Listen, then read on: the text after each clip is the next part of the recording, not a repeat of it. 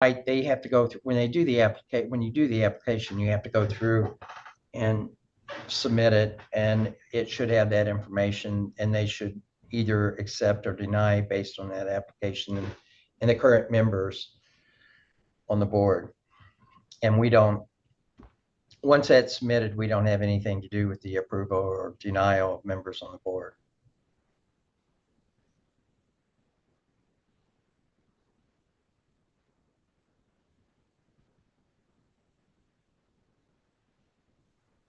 Are we still having difficulty with people getting in?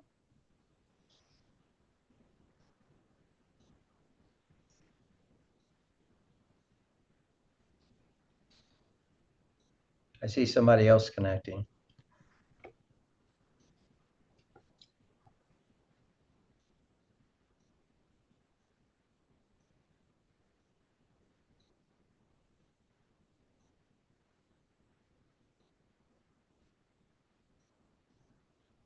Okay, Peter, I think Wes just told me, Mike, this is Adrian. Peter Raymond said he doesn't have time to wait, so he is not staying on the meeting. Go ahead, Wes. What else? All board members except one confirmed they can attend the meeting.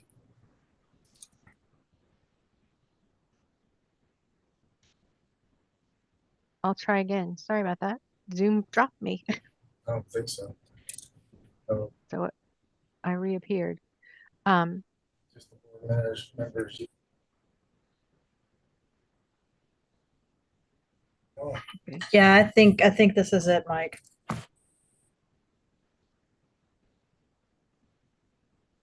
You know, I'm looking at the Louisville Metro Board website, and I'm guessing that Amanda took Peter's place because he is no longer listed. 4,000. And yeah, has everyone so everyone's been approved through Metro Council, correct? Well, and then what's odd is that Kate is not on the Louisville Metro list. I'll put this link in the chat.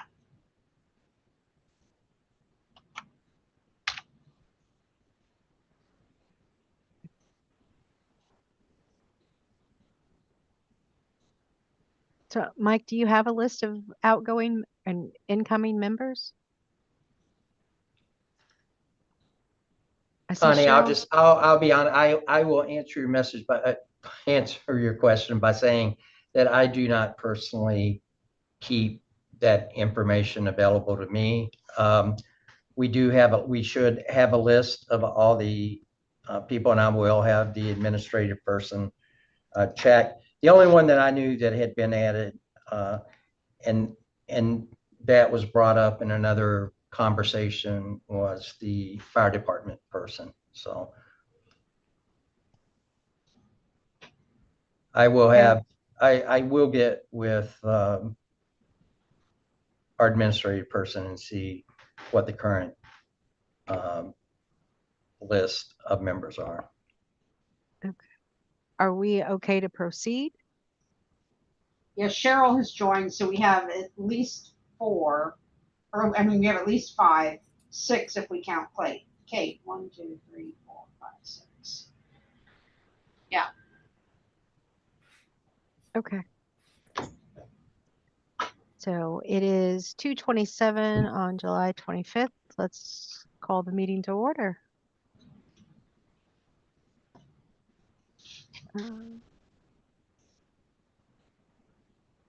Mike, are you aware of do we have any public speakers that signed up for today? No. Okay. So is this recorded live, or I guess broadcasted live?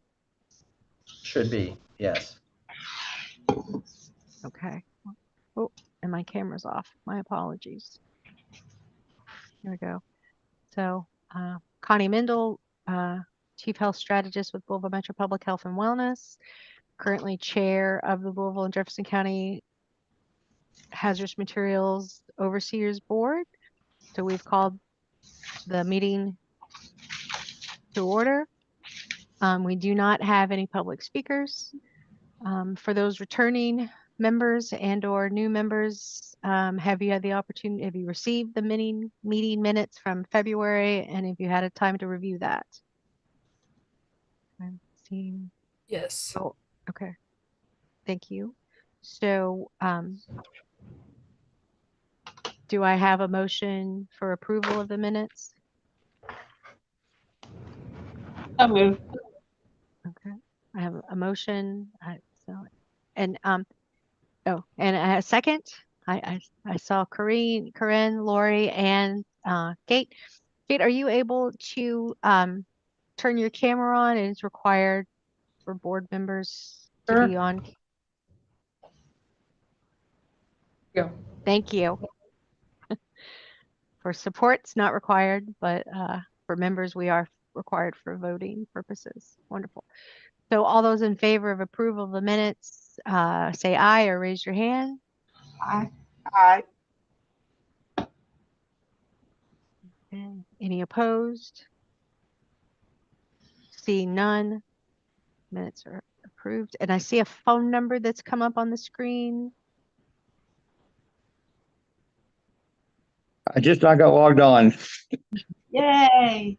Hi, Mike. Hey, Corinne, how you doing? Good. How are you? Oh, good. I'm feeling very moronic today because I couldn't get logged on. Don't know what I was doing wrong. It's not you. It's all right. Oh, Thank you. Thank you for hanging with us and for your persistence. thank you.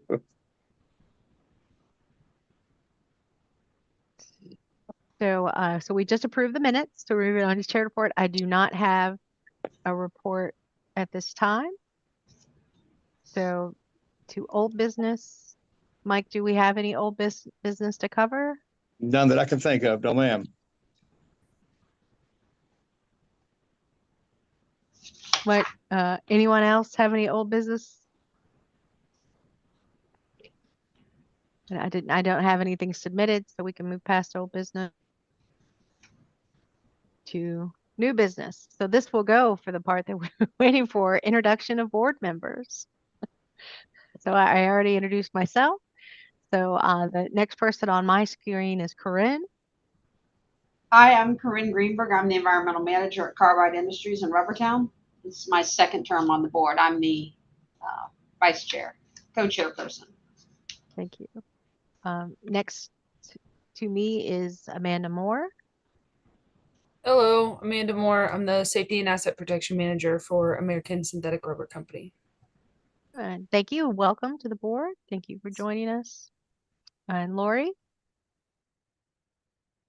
Hello, everybody. Lori Carson. I'm Director of Safety, Health, and Environment from Xeon Industry Rep, and I'm on my second term too.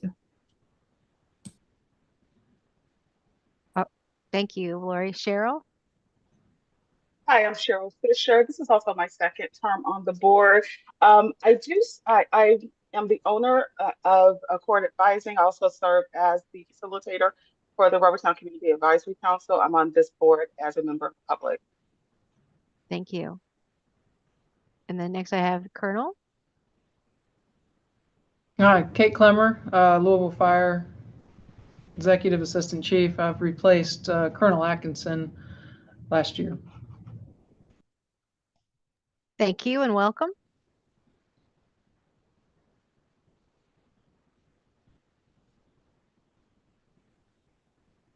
And Mike Moore is on also. Or Mike Lane, I'm sorry. Oh, Yeah. Oh, am I muted? Am I No, you on? can hear you now. We can hear Okay, you now. All right, good. Yeah, I'm Mike Lane. I'm also with Carbide Industries. I work with Corinne. This is my first term here, and hoping to spend more time doing these. Thank you. Thank you. Mike Moore, did you also want to introduce MSD staff joining us?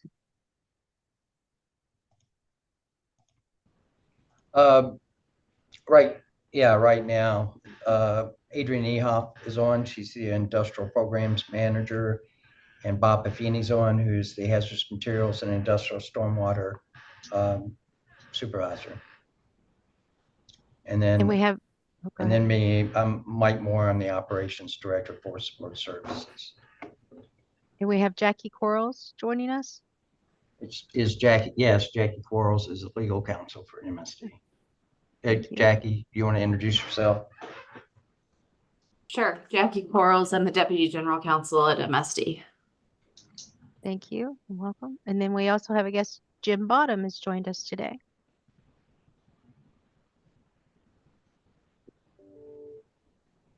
Jim, Oh. did you want to? Oh, thank you. Hello, everybody.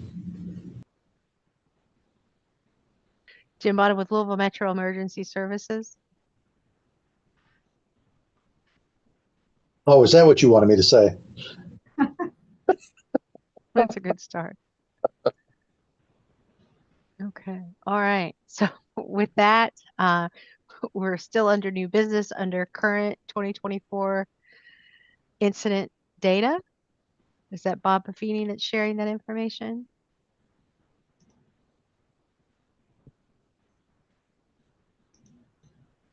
I have the 2023 incident data in the report. Is that what you're looking for? Yeah, our agenda says current 2024. So if there's nothing significant from this No, year, we can. I think Go ahead. 2024 is the discussion of the email. Right. I'll cover that. Great, thank you. So what happened earlier this year, I think it was probably February or so, we were, by the local government, we were asked to provide a log of our incidents. We went back and we started as of January 2024. There wasn't any specific requirements for the information that we would provide. I personally drafted it, and part of it was putting the information together was to try to provide enough information, but not to make it too involved, because as far as from my personal perspective, we want to give the general public information about the incidents and the things that we do directly related to the hazardous materials ordinance. But to a certain extent, too much information, meaning that all the information we give, most people just won't read that. It's my personal experience. So we tried to be very concise about what the information that we provided. So we went up through April of this year, and I could share this, I think, on this Zoom. Let me see if I can do that so you can see what I'm talking about. So can you see the document that I'm talking about? Yes. So this is what is on our website under the hazardous materials, MSD's website. We were asked to post it, which we did. And then this is the information that we put of the incidents that involved hazardous materials ordinance, that involves the hazardous materials ordinance. And we concluded that we went up through April the 10th. Personally, I did not add any more because I wanted to get input before we started adding all the other incidents and had to change the format and add information. As soon as this meeting is over today, I will begin working on entering all the information that we currently have available up through the last, what we call response group meeting. So part of that in not completing it is to get the input from either the general public, which we have not got any input, or from the board. So as you can see, it's very simple in the fact that it goes across the date and incident IDs. This gives somebody the ability to come back to us and ask for specific information. The incident command, we aren't the incident commander ever of a scene. I mean, when we go, the fire department typically and almost always are going to be the incident on-scene commander and take control of the situation. We have a responsible party if we know who that is. And typically, if you see motor vehicle accident, we don't always assign a responsible party for that. You will see a lot of these that do have a responsible party, and it's listed, the location, root cause and or findings, or we might add some more specific information there. The material, the level. I think Corinne asked if we could put a legend in that defines what these level of responses are, which we certainly can and we will. Mitigation efforts or responsible party. So in some cases, when we're putting this in, we will know generally what the mitigation efforts are going to be for that incident. But again, so when we go to an incident, we're not the incident command. We actually have a specific role in what we do, and the fire department has control typically and they have all the information, a lot of it that we don't have regarding their response. In some cases, for instance, take an incident where it's an air release. We might show up, we might have a preliminary response report that we provide to the responsible party or industry, and we might depart, and the fire department could be there for a few hours after that or longer. Some of the details we may not have until the preliminary response comes back, and sometimes, to be quite honest with you, for an air release especially, the information that we get might be different whenever from what we were initially given, because they'll do some calculations and do some things and change the amount that was released. So part of the problem, there was a question about, can we add the amount that is spilled or discharged during a release? And that can be relevant, but it can also be a little confusing in the fact that if we put 1 pound or something, a release, 1 pound could be really bad for an extremely hazardous substance, or it could be, or somebody could see 50,000 gallons and think it's really bad, but it's really not a hazardous substance whenever you get into it and you start looking at what we're doing. So in some instances, yes, we have put that in, but I'm not sure that it's always relevant. Enforcement action, you'll see where we put in NOV and fines, and almost all of our NOVs for HMO related incidents are late reporting. The reporting is 15 minutes. And then corrective actions, if we know what those are and what was going to be done or what was asked, additional training and those kinds of things. So we're trying to provide a simplified log to the general public so they can see what's going on, and it does give them the ability to go back out and ask or request more information for these types of incidents. This is the log. We, again, like I said, from a request that we have, we will add a legend for the incidents. So when you see a hazmat level, it's either going to be a 0, and a 0 means that for instance, a fire department is the one that calls the incident level, not us. The fire department makes that decision. Sometimes they'll just notify MSD or the health department and ask us to respond. It's not declared a level 1 or a level 2 or a level 3, and those are the other 3 levels of response.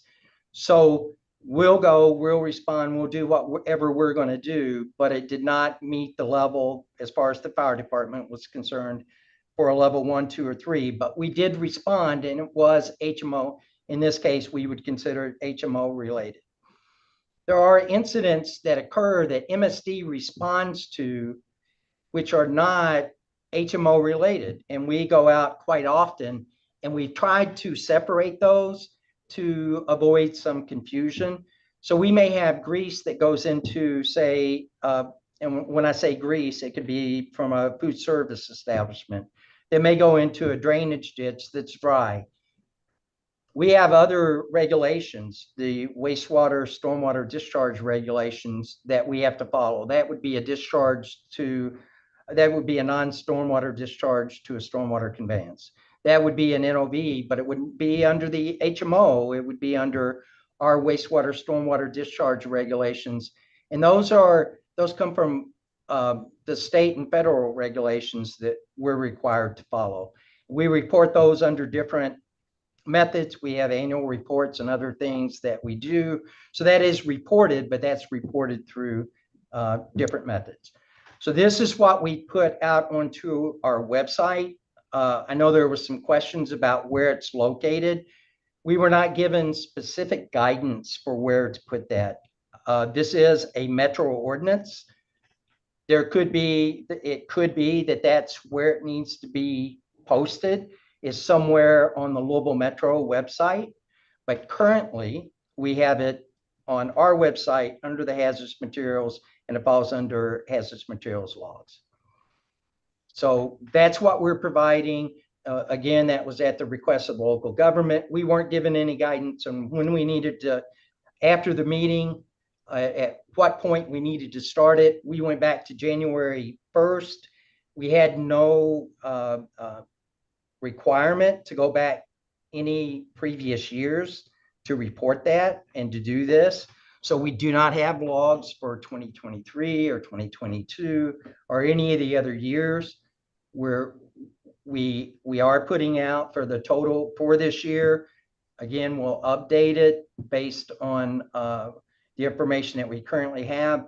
Again, that was my personal decision so that I wasn't updating and changing a lot of information in case there were other requests or changes that we needed to make to the database. So I think that's all the information as far as the current hazardous materials of 2024 that we currently have listed. If you've looked at it and you've been out on the website, if you have specific questions about incidents or about how we're documenting that, I can answer those questions now. I did have a question. If someone has comments or as far as what's currently being displayed, who should we direct those people to? The general public?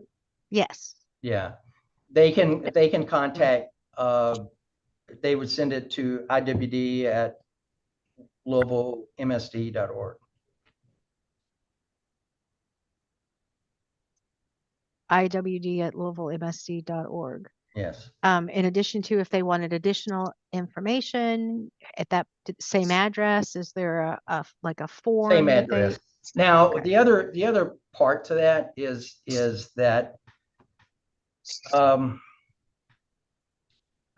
sure under the current direction, we would make that information available. There is most, and I think the fire department is an example. Whenever you want specific information regarding specific incidents, that's typically done by an open records request. But I would certainly, Jackie Quarles is on, if that's something that would need to be done, then we would give them the direction to do that.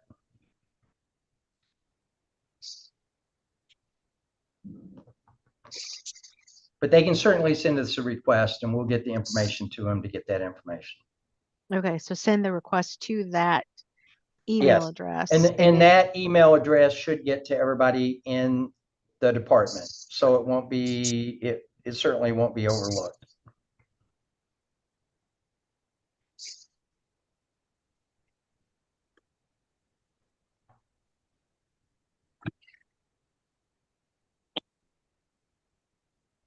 Any other questions? I have a question, Connie, if you don't mind. First, I want to thank Mike for working to put this information together. I think it's very good. I am one of the board members. I think I'm the one who's originally brought up the need for this kind of information. So I think that what you put together here is good, and it provides, as you mentioned, enough information so that if someone wanted to ask more questions, then they could do so. And Connie kind of asked the question that I was going to ask regarding who to contact and how to contact MSD for more information.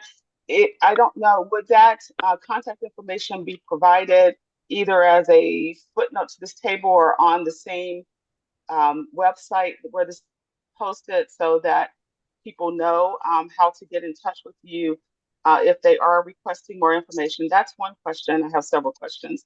Okay. The other question was, you said that you will be updating this. Do you have some a procedure in place to update this on a certain frequency, say monthly? So that was my second question. And then you also mentioned the hazmat levels, and that the fire department determines what that hazmat level is. So my question is also, or my suggestion is that if the criteria are available for determining that hazmat level, if that could be placed on the website as well with the contact information for MSD. So that's my questions and comments.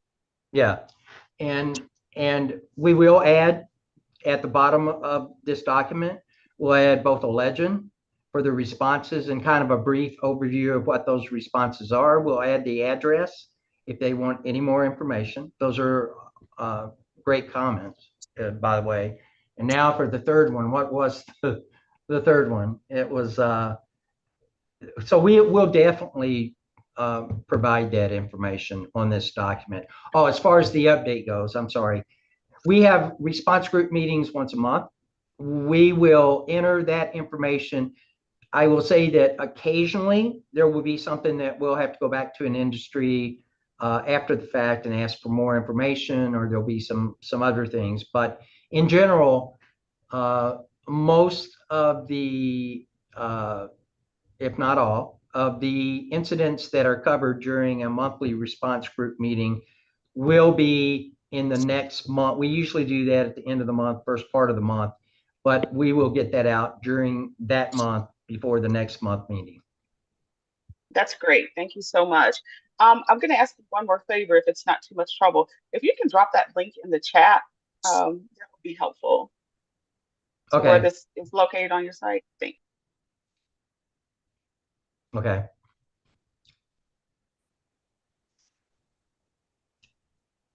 Adrian or Bob, will you go ahead and put that link into the chat? So Yes. do we have any other questions? Yeah, I wanted to say, I want to appreciate your presentation here today, and also the reply that you sent by email. That was very helpful. And actually it pretty much took care of most of my questions. I'm good with, starting it this year. I don't think there's a pressing need to go back and try to get backlog data. I appreciate that you were going to start with January through April, and then once we get the format sorted out, then put the rest of it in. I think that's all good with that. The remaining questions I have, and they may be answered when you go ahead and put the legend on. Okay. I keep going back to this hazmat level 01, and it also, in my brain, I'm tying it to the amount released. And first off, I think anybody who's going to go to the trouble of actually looking this far should be informed enough to be able to handle the amount of the release if it's been estimated or included in the report. I would like to see it, just kind of, and then over time, as this database builds, we'll get a better picture. I think my biggest hang up, and this is how I'm going to put together, the table is entitled Hazardous Materials Ordinance Related Incidents, but then there are incidents on here that aren't subject to the HMO where MSD was just called in. And I'm trying to wrap my brain around which kind of a table is it going to be, because you're putting the table together. It can be whatever you want. So to answer that is the fact that we had agreed to put all level 1, 2, and 3 incidents on this list. That does not mean that every single one of these incidents, because they're a level 1, 2, or 3, are actually, as you identified before, might not meet the definition of a hazardous materials ordinance spill. We agreed to put level 1, 2, and 3 in there, and we are not the ones that declare a level 1, 2, or 3 incident. There could be other reasons that gets declared, and we're not the ones. So there could be some confusion, but the only way for I would have to go back and ask for, like, do we need to put those on? Because we initially put those on this list because we initially agreed to put those on. And in general, most of those fall under the hazmat ordinance. Well, what if we had a column? We could just add a column, say, subject to HMO, question mark, and that'd be a yes, no column. And we could do that too. Because like some of these, if the motor vehicle accident fuel did go straight into a storm sewer, then regardless of quantity, it's an RQ. It's HMO related. But then others, like the Freon incident, which is the one that jumped out at me, that's not going to be HMO related at all. And that would just to help sort of parse this out. I appreciate the difficulty that the incident commanders are the ones really providing this information, but then you're tasked with sorting it all out, and there's going to be some lost in translation there, I anticipate. I mean, something is better than nothing, and I do appreciate this, and I like this. I'm just anticipating there's going to be a number of these little glitchy things that don't quite line up in my brain. I can give you an example of another glitchy thing is that there can be incidents which in our definition would be a level 1 incident, but it was not declared or is not declared a level 1 incident by the incident commander, and they have that discretion. So we would have no information on that incident at all. There are incidents where. Which definition for hazmat level are you going to put up there? Because I didn't see a level definition in the HMO. Does MSD have their own? What do you mean for those types of incidents? Yeah, where you said we do not respond. Level 1. No, we don't respond. If we're not, so the only way we get notified is either for MSD to respond, we either get notified by a text that says, please, MSD, please respond to whatever, an incident, or it's declared a level 1, 2, or 3. On occasion, it'll go through our customer service, which is kind of way out of the norm, but that has happened. But if an incident occurs, and we've seen it on the news, we didn't get called or whatever, we're not part of that incident at all. We don't get any information regarding that incident. Oh yeah. So that whenever you were talking about glitches or things that are a little bit different, that's an example of incidents that we're not notified of at all. So we don't have any information. It would not go on this list at all.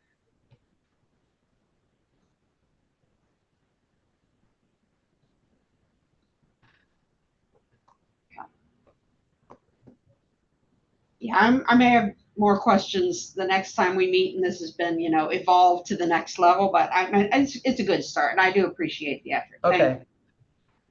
Okay, thank you. I appreciate that. And I appreciate all of your questions. Took me a while to answer them, but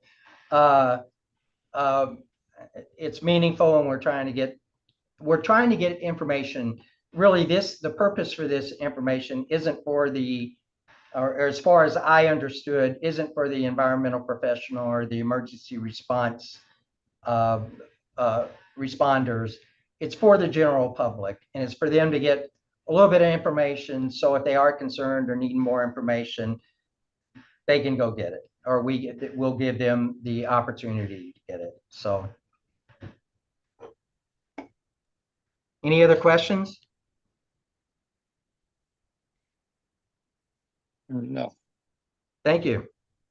Yeah, thank you, Mike. And this is a huge amount of information that is readily available now.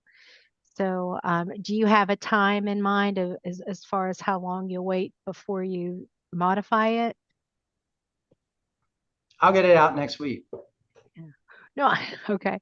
But yeah, we absolutely just appreciate, I know the public does. This is one of the most common questions that I receive from the public is where can they find out more information, particularly when they receive a lens alert that'll say all clear or, you know, no need, I forget it. I'm sure Jim can remind me what the exact verbiage is, but letting them know that they don't need to do anything at this time. So Connie, and I think that's another thing that is difficult for us sometimes is that you mentioned the lens alert. We really don't have anything. We don't have anything personally to do with that lens alert, what it actually says, how it goes out.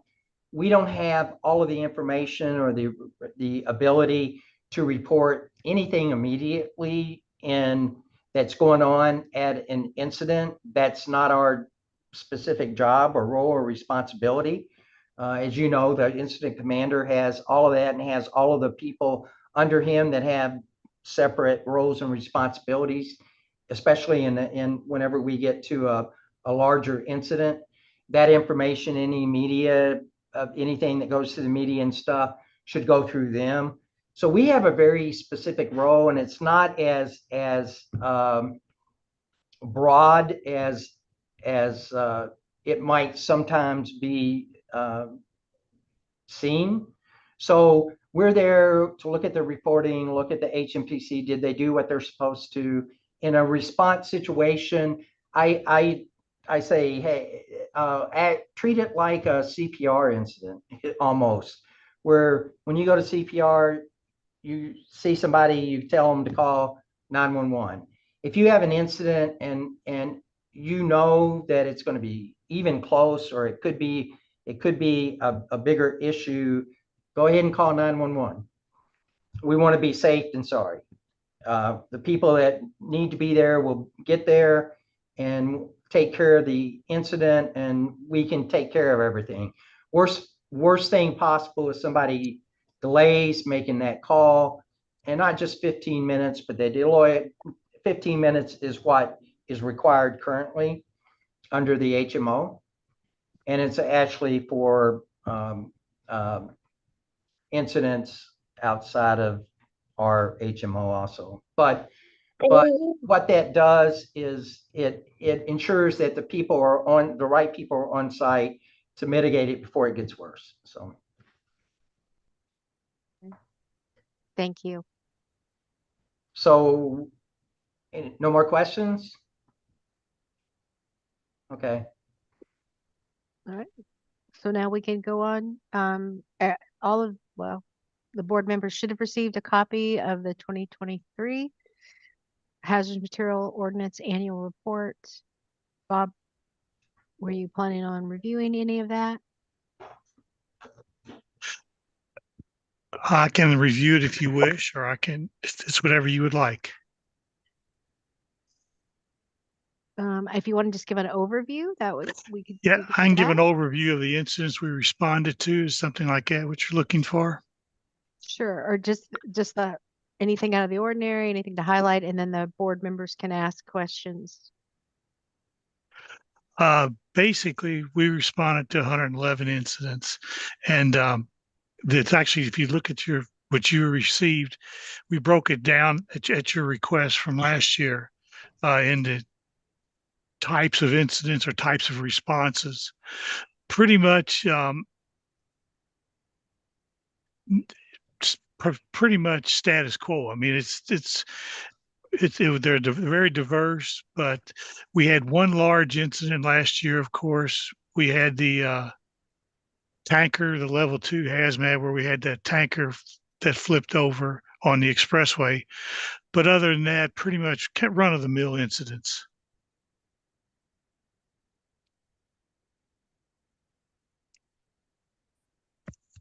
Do you know how many incidences resulted in a notice of violation? Let me see. I can count it real quick and tell you. Okay. There's 12 12, okay.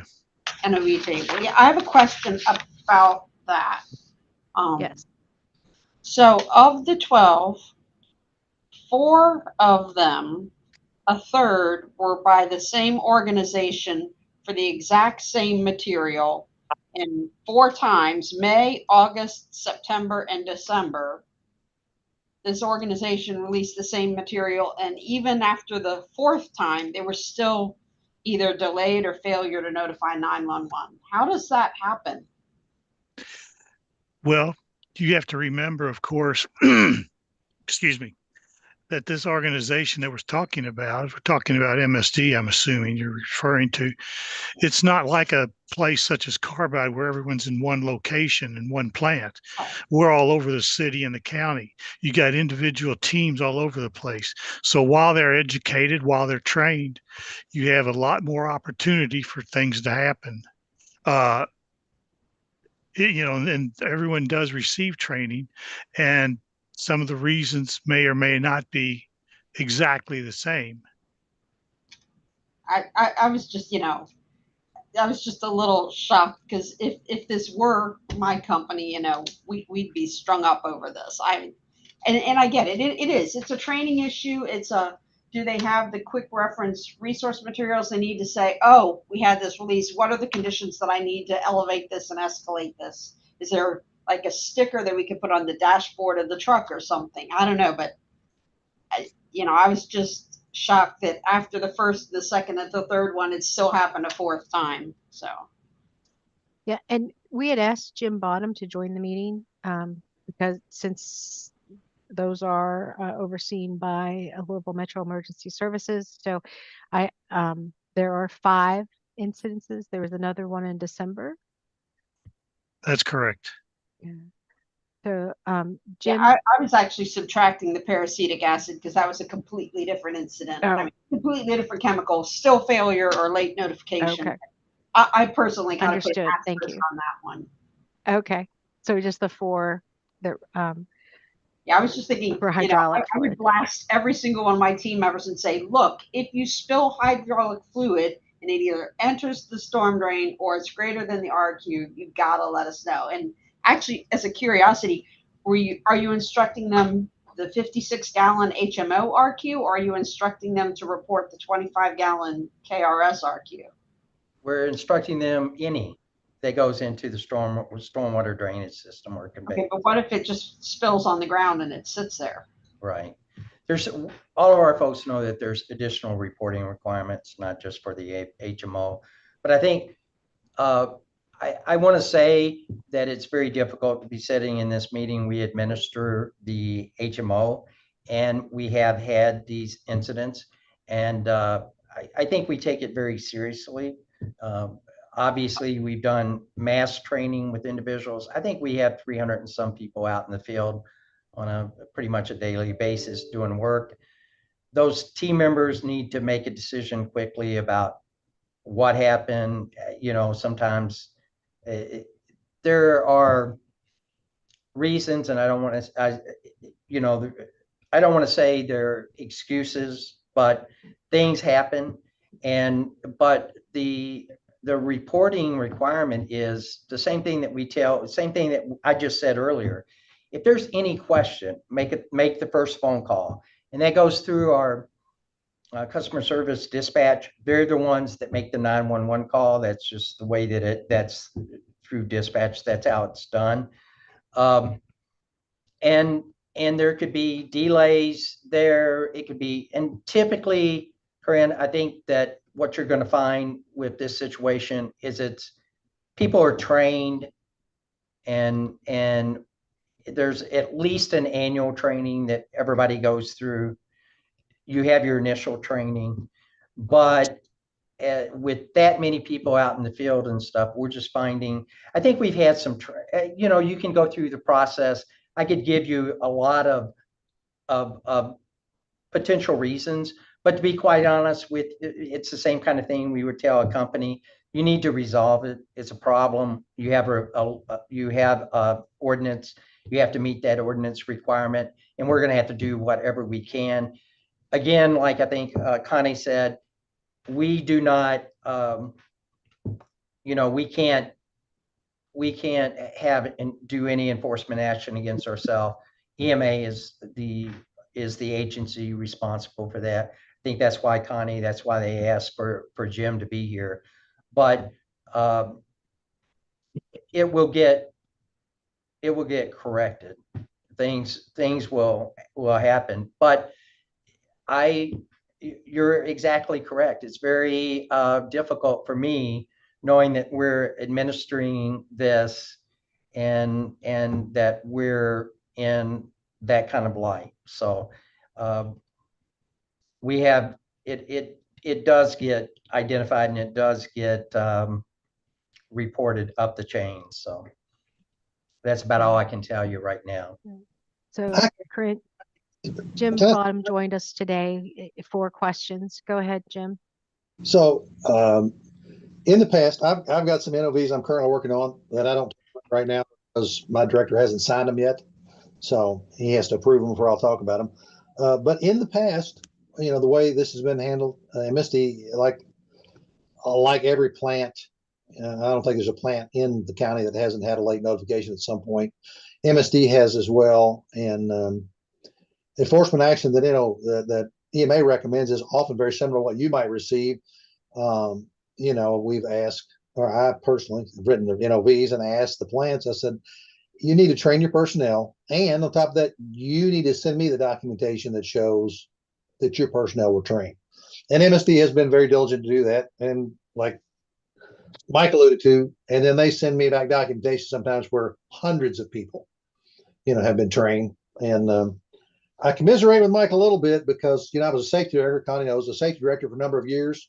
And I'm going to tell you what, it's very frustrating when you train your people, you send them into the field, but yet there's no supervision. The big advantage that all the plants have is you're there every day with somebody. Nothing's going to slip by. Nothing happens without someone in authority typically noticing that something has occurred. When you turn crews loose and they go into the field and your supervision is at another location altogether, it is very, very, very challenging. And the only answer is to, on our end as an NOV, is to continue to address it just like it would be addressed in your plant, even though acknowledging their problem is infinitely more difficult because they can't supervise every single MSD crew every day. And when I say supervise, I'm talking like a Quran level supervisor goes out and makes sure that you follow the rules every minute of every day, because that's unfortunately is not how it happens.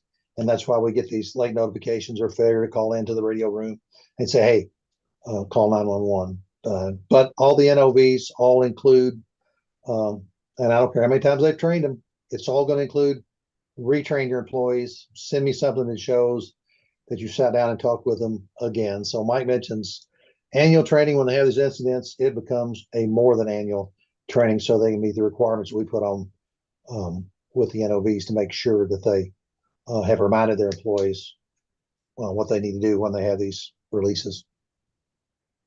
I mean, I absolutely get it. I mean, all 12 of them on this list, not just the MSE ones, but they're all for delayed or failure to notify. I've gotten them myself in the past companies I've been at, and it's tough. I mean, I have to beat it into my employees. It's like, look, even if this happens at 3:00 on a Sunday morning and you can't get a hold of me, you still have to do something. And it's all about pushing that message. And the people who are responsible for the material at that moment have to be empowered and have the training to do something. And it is tough. I know it's tough.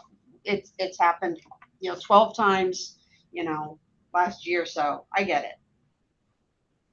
But it is the ordinance, and to be quite honest, we have to be fair and consistent in how we administer it. So it doesn't make any difference who it is and kind of what the excuse is. We go 15 minutes and that's it. Otherwise, we're not fair and consistent in how we administer the ordinance. So I just wanted to add something, sorry, to what Corinne had said. We are challenged by this as well. And what we end up having to do is being ultra conservative and we tell our supervisors to call 911 anyway. We don't want to make more work, but we also don't want to show up on the naughty list. And then I think you can probably go back and see that there have been situations where we called and then we wrote the report and we're like, we weren't over our queue. But it's a tough call. I get it. That's how we've responded to it. I think that a situation with the community where they think that we're calling all the time. So I see what Corinne is saying, and it's true. It's accountability. You hold us accountable. We're holding you. But if you ever want to talk to us about some of the programs that we've put in place to get there, we'd be glad to share. Yeah, and believe me, we work with industry a lot. We know the people that work in those jobs, and many times it's very frustrating for them. They know that they've done the best they can possibly do, and yet still you end up with a notice of violation or whatever, and we get it. But again, in the instance where somebody does make that call and they make it quick, and it enables our responders to get there and really make a difference. It is I think if we can do something to really either help the environment or help the public, just because we got our folks, that we're able to get our folks there and to begin mitigating a site immediately, it's worth it. So thank you. I did have one question. I did notice in the report of all of the incidences that had an NOV, just the December incident listed a fine. Do you know the amount of that fine? And we have not put, as far as I know, I have to go back and look. I don't think we've added any of the fines on this. There are fines that are, for instance, MSD, that should be an escalating fine.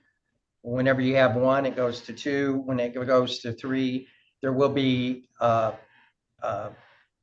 costs associated with that. In the HMO, we can only, the max that we can fine is $5,000. So there are some limitations to that, obviously. But if you have one we have not put that on here, Connie. I don't know if that's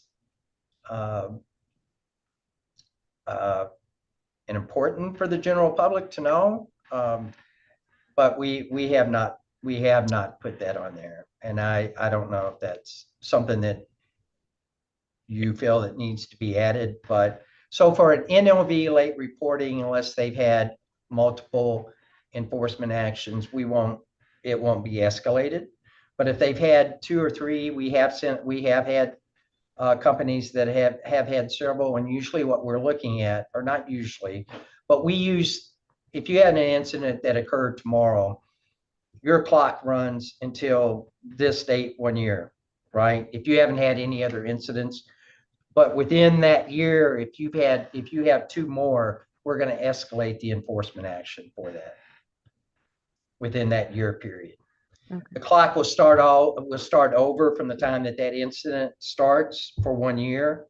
If you don't have anything in that 1 year, but the next following year you have another incident, that clock starts over. That's how we currently do the NOV enforcement action. So I was looking, under MSD for the event listed as 12/21/23, it does say notice of violation, delayed or failure to notify 911, and it says and fine. So I guess for that event. Yeah, because we're anticipating that those that there'll have to be fines associated with that to be fair and consistent about how we administer the ordinance. Thank you. So obviously that is something out there that we tried to make available to, in this case, the EMA, to know that that to be fair and consistent, they have to know that's kind of what we expect to happen. So, Thank you. I know this has taken up a large amount of time, but this is no, it's fine. information that we've had discussions for some time. So I really appreciate all the input and look forward to how it continues to progress. The next item on the agenda is B is interest in opening the hazardous materials ordinance. So yes, several months ago, we had a meeting with the local government, and there was a discussion, a serious discussion about opening the hazardous materials ordinance for updates and/or changes in the actual ordinance. For now, I have not been in the discussion, ongoing discussion, but as far as I understand, I really expect the ordinance to be open. They do have that would need a Metro Council member to sponsor it. There is a sponsor to open it. My understanding, and the last time this was open is, I think, 2007. It was either before or right after I got here. But anyway, I wasn't part of that process. But it's going to take, it would take members of the general public, the local government, industry, responding agencies to be a part of that, whatever it is, committee or team or whatever it is, to look at the HMO. And if I understand, well, not that I understand, to be quite honest, anything within that ordinance would be fair game. So it could be the purpose of the ordinance. It could be even response reporting time. They'd have to go less than 15 minutes, but they would have to at least do 15 minutes because we have to at least meet the federal regulation level for reporting. There could be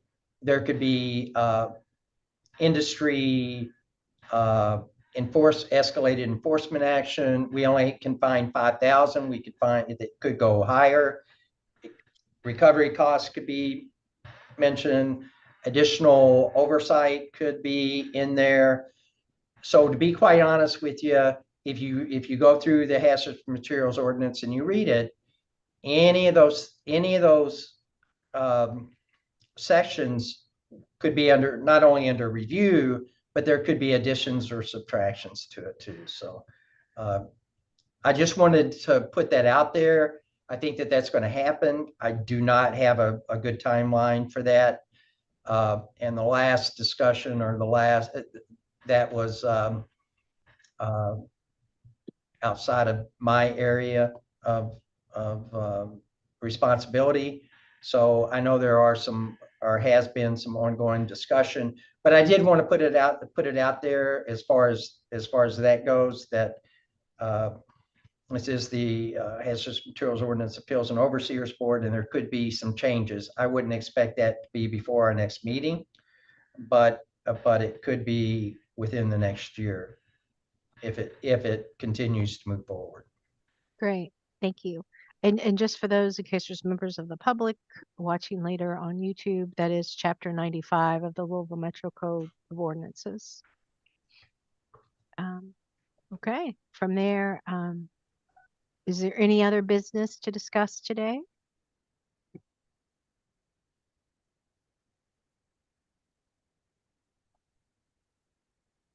Okay, hearing none. None. Thank you. The proposed date for the next meeting is January 9th, 2025. Right. I'll give everybody a second to check your calendars. And we will check again. What was the date again? It's listed on the agenda as January 9th, 2005. I think typically we've met in February. That may have been a reschedule actually for the last meeting. I'm available. We can check now if we think we have a quorum.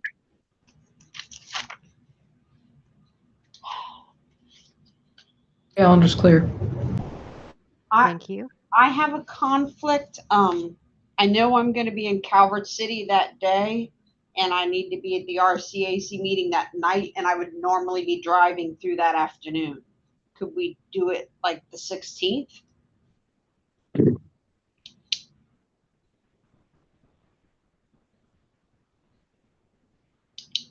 That'd just be the next Thursday. Hear me? The 16th works better for me as well. I didn't catch that. What'd you say, Cheryl? The 16th works better for me as well. I'm gonna second that one. The 9th is pretty close to my birthday, and I usually take a trip. Good for you. Amanda or Kate, did those work for you as of now? It works for me. 16 works good. Good. So from this date, it looks like we'll have a quorum in January. So The internet app, it worked. Out there, I guess they had enough Wi-Fi, but I'm afraid I'm gonna get to the red station and they also have Wi-Fi. It's not gonna work. I'm like, oh shit. Usually there's a little picture and icon of the back wallet. There's nothing. Ron, is that coming, Mike, is that coming through on your phone? Oh, I'm sorry. It probably was. I'm sorry. Okay. I'm back Thank you. inside. Okay. Thank you. Sorry about that. All right. So Mike, does that work okay for the MSD team for us to reschedule? Yes, that worked for me well. Okay. We will absolutely make it work, and we'll make sure that we, I hope, correct these technical errors. Yes. Okay. All right. Great. Thank you. So do I have a motion to adjourn the meeting today? I move to adjourn the meeting. Okay. I have a motion from Cheryl. Do I have a second? I'll second. Lori, thank you very much. Everyone else, wave in your vote to the meeting. No one opposed. Great. Thank you all for your time, consideration. Meeting is adjourned. Thank you so much. Bye, everybody. Thank you. Bye. Bye-bye. Bye-bye. I'm glad we had it. Yeah. Thank you.